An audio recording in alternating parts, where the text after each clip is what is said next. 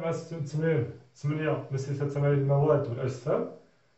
عندنا معطيات التمرين كتقول السؤال الأول: أتمم الجمل التالية باستعمال الكلمات النحاس، الزجاجية، اللهب، الحديد، المواد الفلزية، الجسم والبلاستيكية.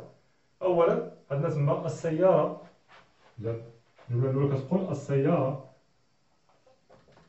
فراغ يمكن أن يدخل في تركيبه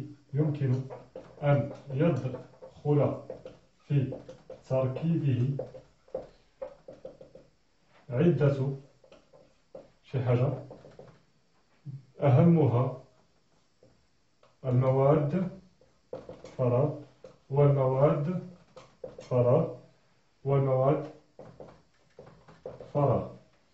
الجملة الثانية قد تساعد خاصية التجاذب مع المغناطيس من عزل الفلز. تساعد خاصية التجاذب مع المغناطيس من عزل فلز فراغ، ويساعد اللون الأحمر من معرفة فلز فراغ. إذا نشوفوا هادو وغنكملو الجمل الأخرى. إذا السيارة يمكن أن يدخل في تركيبه ولا في تركيبه. إذا السيارة هي جسم ولا مادة؟ هي جسم، لأنها مصنوعة من عدة مصنوعة من عدة مواد. إذا السيارة جسم يمكن أن يدخل في تركيبه عدة مواد، أهمها المواد. إذا شكون هما المجموعات ديال المواد؟ عندنا ثلاثة: المواد البلاستيكية، والمواد الفلزية، والمواد الزجاجية. إذا تساعد الجملة قبل تساعد خاصية التجاذب مع المغناطيس من عزل الفلز الحديد. الحديد هو اللي كنعزلوه بالمغناطيس، عزل الفلز الحديد. ويساعد اللون الأحمر من معرفة فلز. إذا شكون هو الفلز المعروف باللون الأحمر؟ حسن جدا، هو فلز النحاس. الفلز النحاس. إذا السؤال 3 الآن قالك التمييز بين البولي إيثيلين تترات والبي في سي يستعمل اختبار اللون، حيث يكون هذا اللون أخضر بالنسبة للبي في سي. إذا كان اختبار لون اللهب، البي في سي هو البلاستيك اللي كيعطينا لهب أخضر عند الاحتراق. إذا التمييز بين بي او تي و بي في سي يستعمل، يعني للتمييز يستعمل رائز لاختبار لون اللهب. يستعمل اختبار لون اللهب حيث يكون هذا اللون أخضر بالنسبة للبي سي. إذا اختبار لون اللهب كنقدروا من خلاله نتعرفوا على شكون هو البلاستيك اللي بالضبط هو البي في سي. السؤال الثاني قالك أعطي خصائص الفلزات. هذا السؤال رسمي رقم 1. السؤال الثاني خصائص الفلزات. لما الخصائص الفلزات غنذكر منها التوصيل الكهربائي، التوصيل الحراري. التوصيل الكهربائي، كاين التوصيل الحراري، كاين مقاومة الصدمات،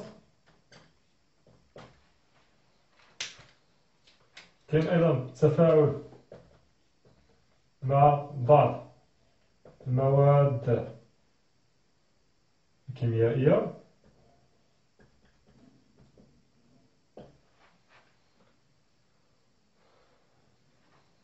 معتمة يعني غير شفافة. 3 نقاط ديال الحل.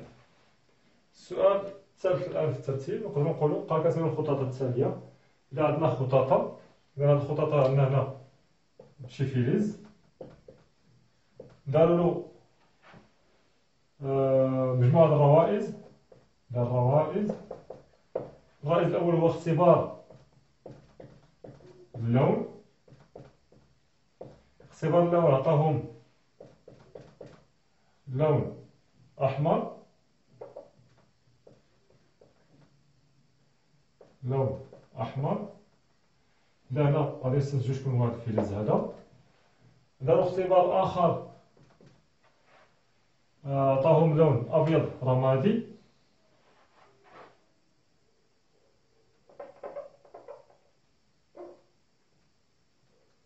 لون أبيض رمادي،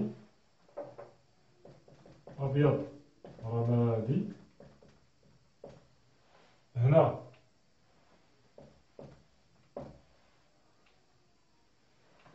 اختبار التجاذب مع المغناطيس. إذا الاختبار الآخر هو اختبار التجاذب مع المغناطيس. كاين إذا كان نعم شنو هو الفلز اللي كيكون، وإذا كان لا هنا داروا اختبار الكتلة الحجمية. اختبار الكتلة الحجمية. هنا عندنا جوج حالات. أصغر قيمة، للفوق عندنا أكبر قيمة، أكبر قيمة، وهنا لتحت عندنا أصغر قيمة. إذا شكون هو الفلز في هذه الحالة هذه؟ شكون هو الفلز في هذه الحالة هذه؟ إذا هنا الفلزات شنو عندنا باش نميزو بيناتهم؟ كنعتمدو على الخواص الفيزيائية ديالهم، اللي منها اللون، منها الانجذاب المغناطيسي، ومنها الكتلة الحجمية. إذا خدينا واحد الفلز ودرنا له اختبار اللون وعطانا لون أحمر، شكون هو هذا الفلز كيكون؟ بطبيعة الحال هو فلز النحاس. إذا هنا النحاس. إلا ما عطانيش لون أحمر وعطاني لون رمادي، إذا عطاني لون رمادي هنا عندنا ثلاثة احتمالات. إذا اللون الرمادي ثلاثة احتمالات، غيكون الحديد أو لا الزنك أو لا الألومنيوم. إذا باش نميزو بيناتهم كنديرو اختبار المغناطيس، الانجذاب المغناطيسي. إذا انجذب المغناطيس، إذا درنا قرب المغناطيس ونجذبها، هي عندي هنا نعم. شكون هو الفلز في هذه الحالة هذه؟ غيكون هو فلز حسن جدا الحديد. إلا ما انجذبش، هي عندنا مكتوبة هنا، إذا ما انجذبش المغناطيس غيبقى نحيدو الحديد، يبقى إما الزنك أو الألومنيوم. إذا هنا كنميزو بيناتهم بالكتلة الحجمية. شكون الأخف؟ الأخف هو الألومنيوم والأثقل هو الزنك.